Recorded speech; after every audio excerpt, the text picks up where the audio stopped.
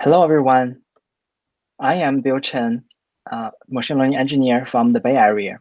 I am a strain owner in the ACE, and ACE is a community of machine learning practitioners and researchers who have gathered around topics in AI research, engineering, and products. We host a free live session like this 3 to 5 times a week and produce primer content in various subject areas. To see more, please visit AI.science and log in to access slides from this presentation and other sessions and many more. Also, make sure you subscribe to our YouTube channel, ML Explained, to get notified about all the live sessions and other free content we publish. We currently have more than 30 different streams that are focused on various of machine learning topics. And this session is in machine learning in biology stream. Hope you enjoy it and come back.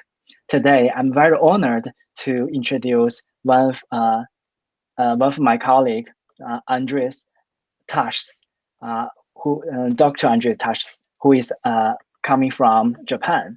So currently, he is a postdoc researcher in the University of Tokyo, Japan, and he has his bachelor and master degrees in physics from the University of Latvia, and he got his PhD in computational mathematical science from University of Greenwich in Britain.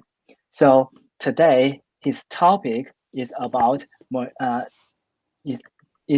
generating Ampicillin-Level antimicrobial peptide with activity-aware generative adversarial network.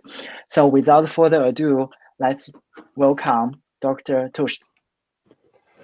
Thank you very much for the introduction, Bill, and thank you everyone for joining today.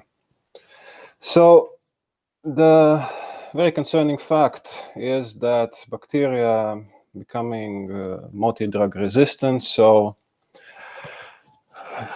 conventional ones are working for a while, and then at some point they stop working, and then people getting infected, and these conventional ones must be redesigned, redeveloped, improved, and it's obviously very time-consuming, effort-consuming, and also financially consuming. And the greatest cost of all in this loop is precious human lives. So in order to somehow step out of this loop, new alternatives should be considered.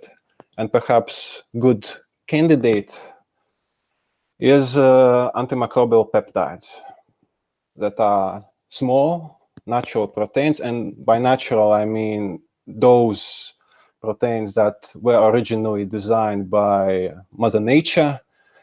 And their trademark is ability to efficiently kill the bacteria. So they are capable to interact with bacterial membrane, causing its disruption, pore formation, and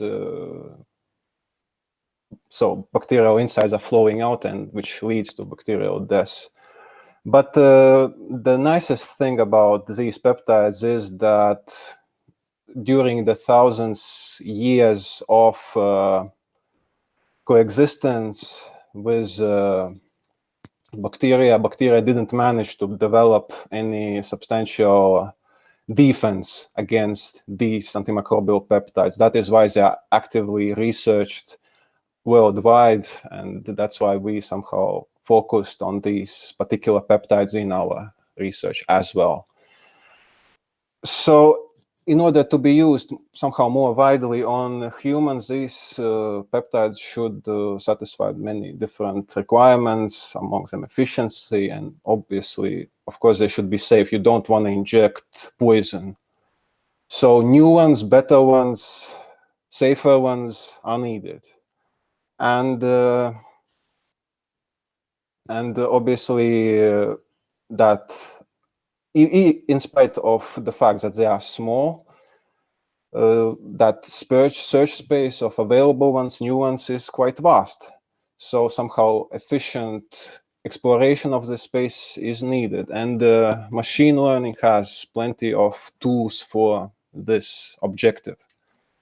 And one particular example is text generating generative adversarial networks when used for amino acid sequence generation. So instead of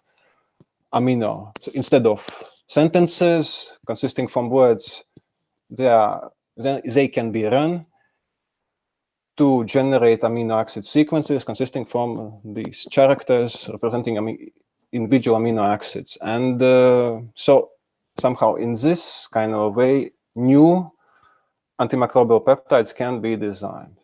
And this is the central concept of our research. So there are plenty of text generating. So yeah, so we built our model based on the PepGAN methodology, which somehow showed better performance against the conventional text generating GANs. So, and in order to get the best performance, we did some slight some rearrangements of the model original implementation in order to get the best out of it. So we are using it for obviously for the amino acid, for the antimicrobial sequence generation. Additionally to that, we modify the reward, which is used to train the generator in adversarial loop. So reward now contains 2 terms instead of 1. So our first one comes from the original discriminator, which objective is to identification of the real sequences from the generated ones. And additionally to that, there is activity predictor, which can be in general case everything, any evaluating function. In our case, it's a neural network which is trained to distinguish sequences with potential antimicrobial activity from the sequences without the potential antimicrobial activity.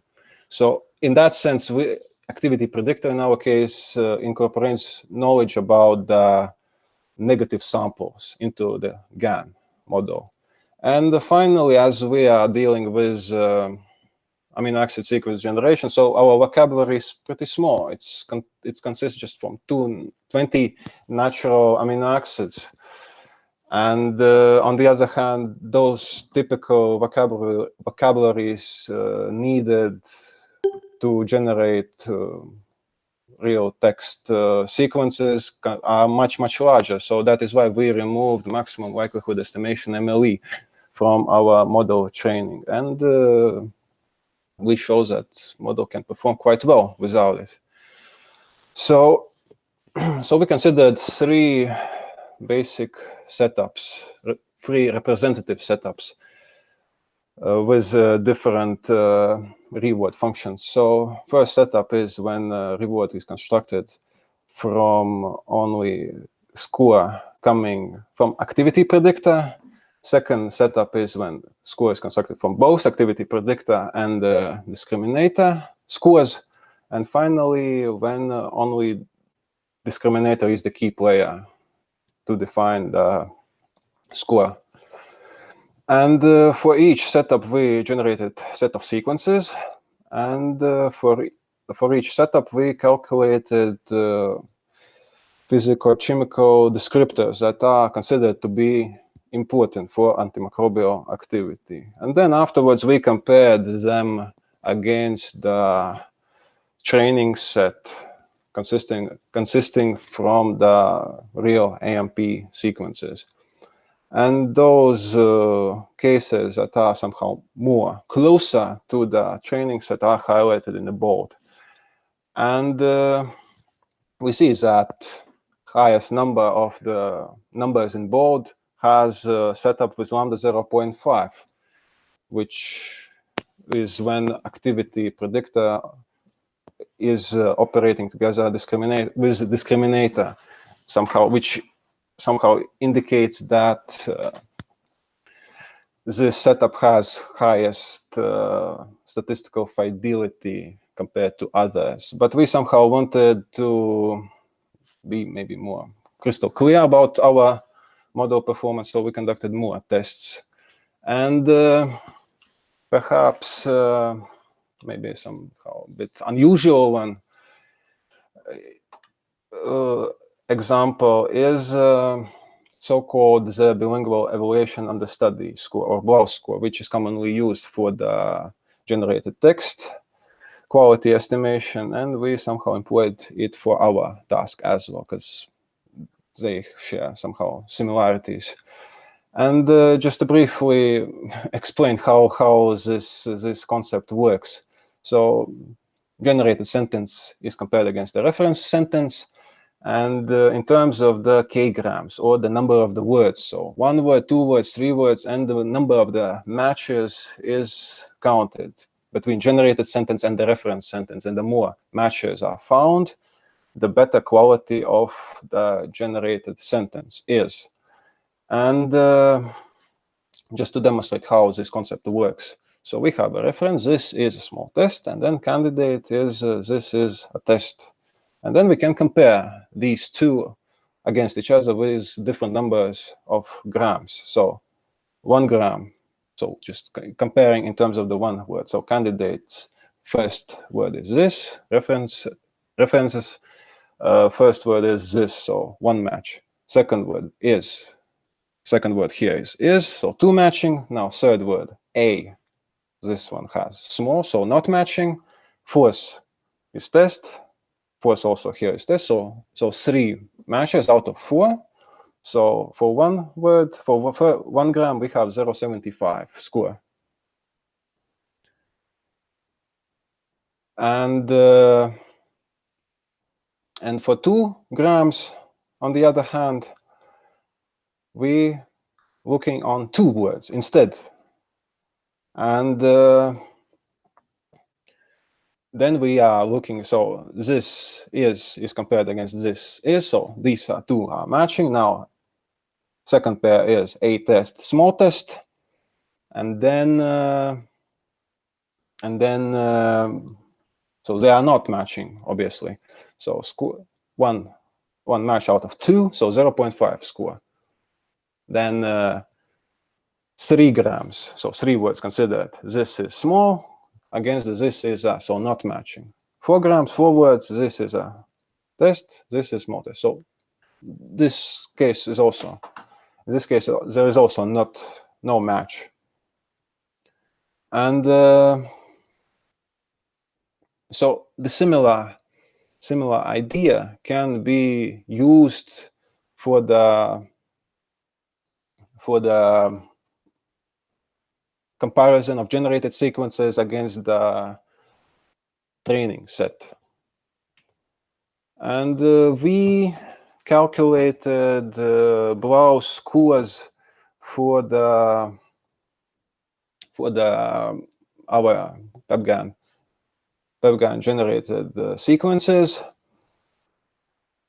and we also calculated BLAU scores at different grams for the generated sequences by baseline models, in order to see how well our model performs. And what we see is that PepGAN and baseline models performing quite comparably, and PepGAN exhibits even a bit slightly better performance at higher grams, which perhaps maybe indicates that PepGAN is capable to learn maybe a bit better, in a better way compared to baseline models. But one thing what BLAU score is not capable to capture is the diversity, and which is somehow critical thing for the text generating GANs. And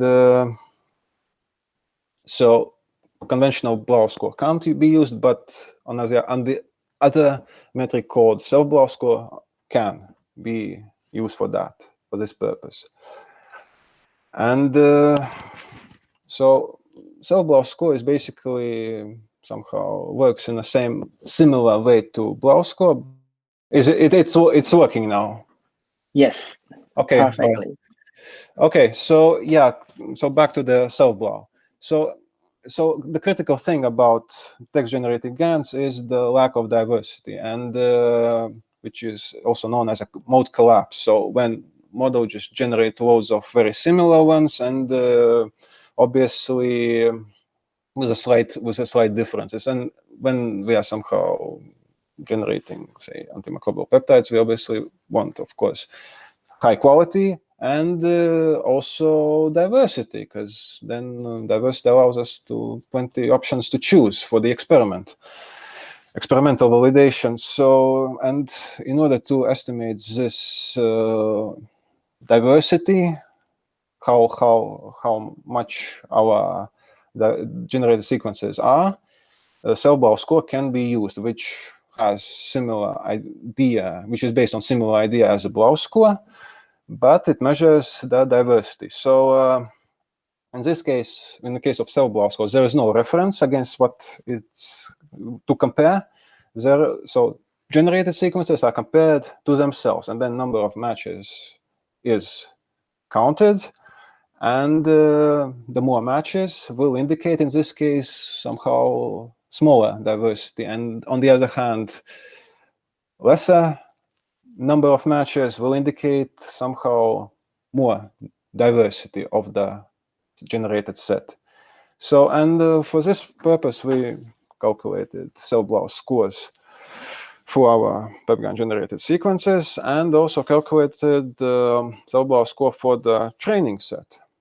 And what we see is that at all gram values, generated sequences are as diverse as a training set, which quite clearly indicates that our sequences are quite diverse and there is no mode collapse, seems to be. So, and then as a final statistical test, we somehow try to validate our sequences with using some independent prediction tool. And for this purpose, we used CAMP server, which is very popular tool, online tool to estimate, to validate for antimicrobial peptide sequence validation. So it returns probability how is or how likely a sequence is or not antimicrobial. And according to CAMP server statistics, PepGAN generated sequences have highest fraction of the valid sequences and the smallest fraction of the invalid one compared to baseline models. And combined setup with score consisting from activity predictor and discriminator has somehow better performance among all. And so far so good, but the best test obviously is the experiment. And it would be nice, of course, to test all of our sequences, which is around 10,000, but it's difficult, and we have to select just few for the experimental validation. So, as a matter of fact, CAMP server statistics somehow is more favorable to our model. We based our selection on the CAMP server statistics, so selecting top 6 sequences with the highest CAMP server score. So hoping with a hope that they will be antimicrobial, and selecting top ones with the lowest score, four altogether. And here are these sequences represented in helical wheel representation. So these 6 expected antimicrobials and 4 expected non-AMPs, and the kind of I guess most striking feature, if we compare these two groups, is that expected AMPs have high fraction of the positively charged residues, those colored in blue. On the other hand, expected non-AMPs have much fewer of them, but they have, on the other hand, many negatively charged residues, those colored in pink. On the other hand, expected AMPs don't have them at all. And this results in differences in terms of the net charge. So expected AMPs have high positive charge, and expected non-AMPs have negative charge, or even neutral. And according to literature, this positive charge is quite essential for the proper antimicrobial activity, because high positive charge allows peptide to, in a better way, interact with a negatively charged membrane of the bacteria, so which allows then better disruption and more efficient killing of these bacteria. So, and this seems to be somehow, this general tendency somehow seems to be correlating with our experimental observations too. So here are these sequences selected for the experimental validation. All of them were synthesized and afterwards tested on Escherichia coli using minimum inhibitory concentration, or MIC score, which is lowest concentration needed to stop bacteria from growth in the colon. And if this peptide exhibits antimicrobial activity. If not, then regardless what is the concentration, most probably bacteria growth won't be affected. They will multiply and will be feeling quite well. And so for these selected non-AMPs, expected non-AMPs, we really see this kind of a tendency that regardless what is the concentration in container, bacteria are multiplying and no effect on them. So which essentially means that they are non-AMPs. On the other hand, 5 out of 6 expected AMPs really showing this antimicrobial activity. And one, particularly AMP4, has better or comparable performance with well-known drug named ampicillin, which is quite nice.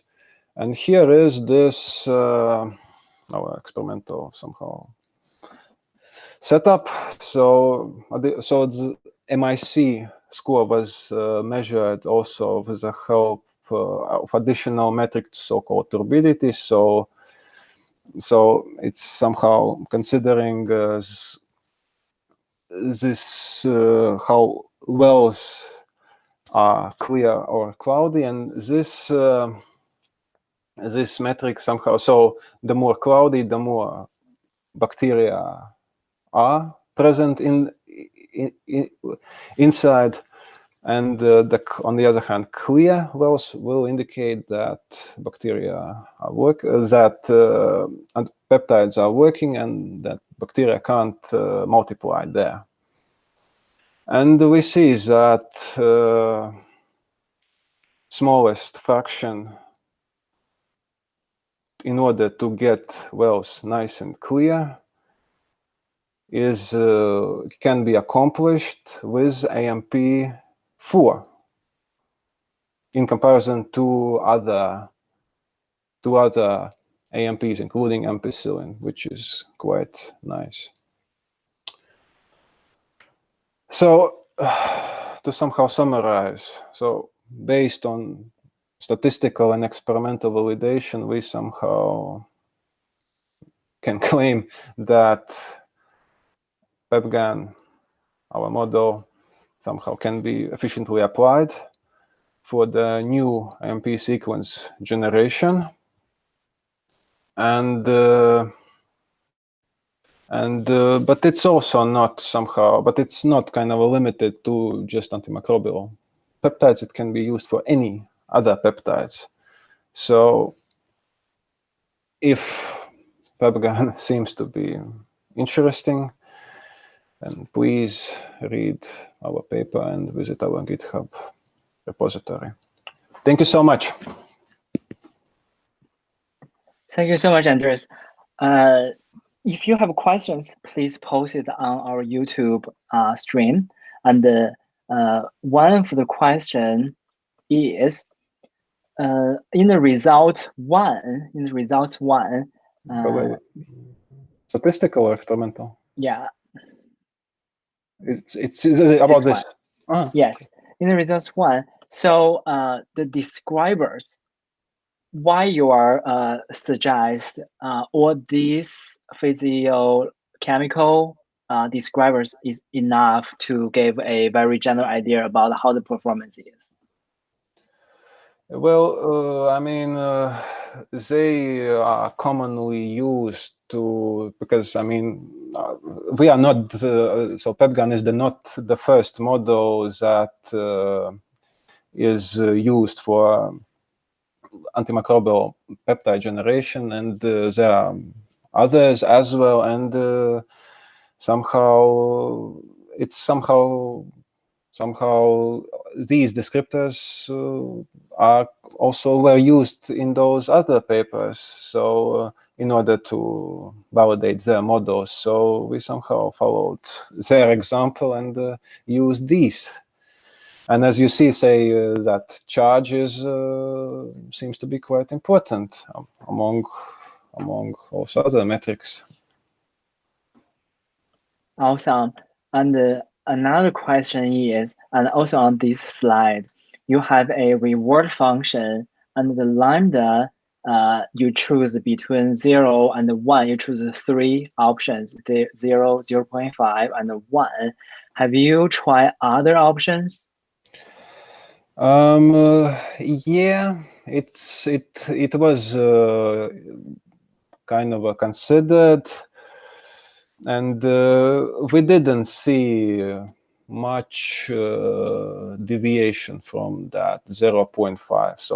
So this lambda is the so-called mixing parameter, so it regulates the contribution of both terms. So, and for this particular task, we didn't see maybe much deviation. Of course, I mean, we couldn't maybe consider all of the possible options. That's kind of a maybe task for the future, maybe better exploration, but somehow we maybe couldn't see.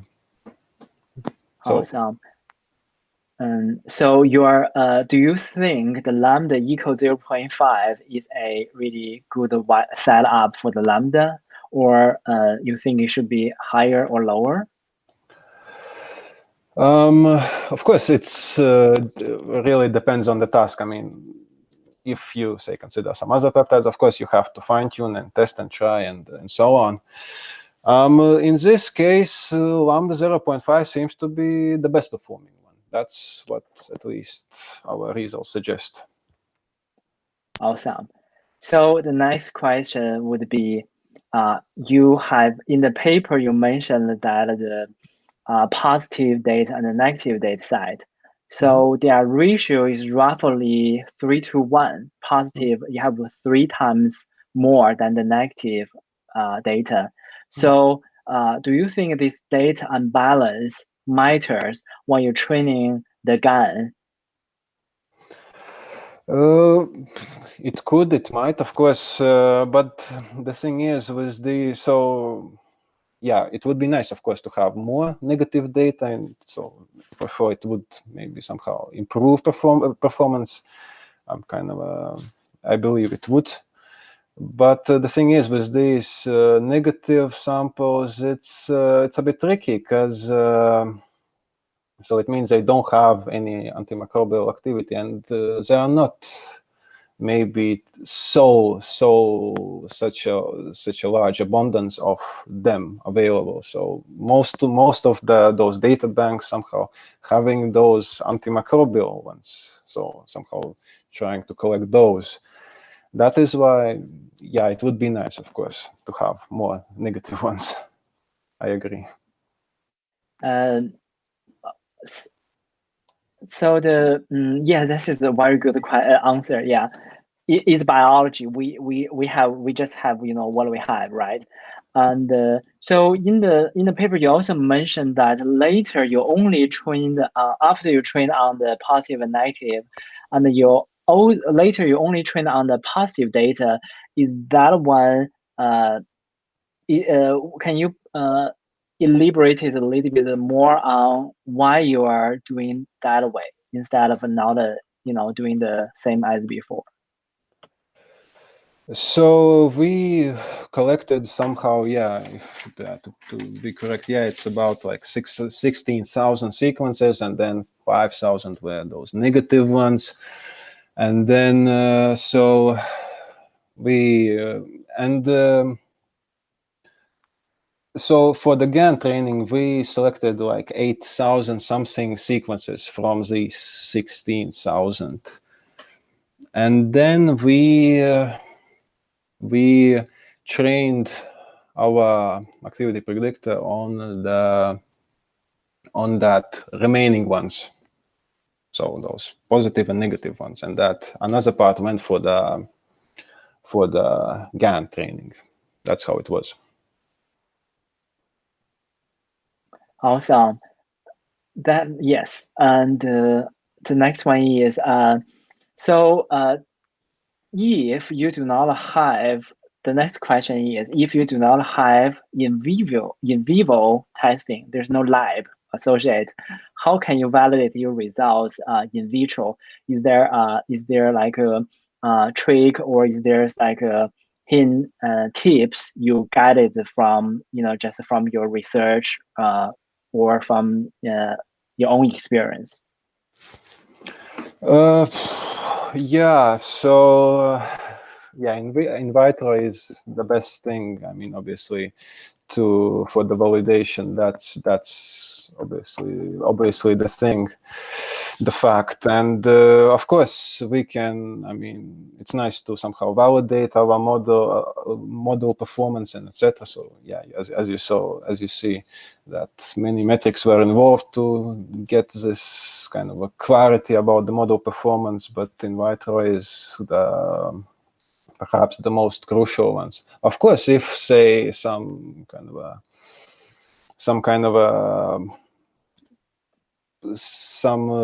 a trademarks are known about the performance, obviously it's a possibility somehow to avoid this in vitro, because in vitro is obviously expensive and time consuming. Say with these AMPs also, say some MND, and then the way how they are penetrating, those peptides could penetrate somehow. It's also a possible way how it could be tested, and maybe in order to get a clarity about the performance, perhaps. Awesome. So the last question, I think is about the final figures. You mentioned the helical wheels, and is that the helical wheel plot of the top ranked peptide? Those blue, and that means hydrophobic. Positive charge and negative charge. Yes. So do you think that suggests that if there are more positive charge, that will work better? It seems so, yeah. And I mean, if you more these kind of blue ones indicating that that charge obviously is higher, more positive, and this positive charge seems to be, it's somehow correlated, because I mean, according to literature, this high positive charge is needed in order to interact with the negative membrane of the bacteria. So plus minus means better interaction, and then those peptides can in a better way penetrate, and then so those bacteria can't survive then afterwards. So if those peptides with a higher charge are used on them rather than those with negative charge, as you see, yeah. Awesome. I think that's all our questions. And I don't think we have any more questions, but if you have questions, you're more than welcome to contact Dr. Tucs. And thank you. Thanks our presenter for the very great presentations. Yeah. Thank you so much for having me. Thank you so much. Yes.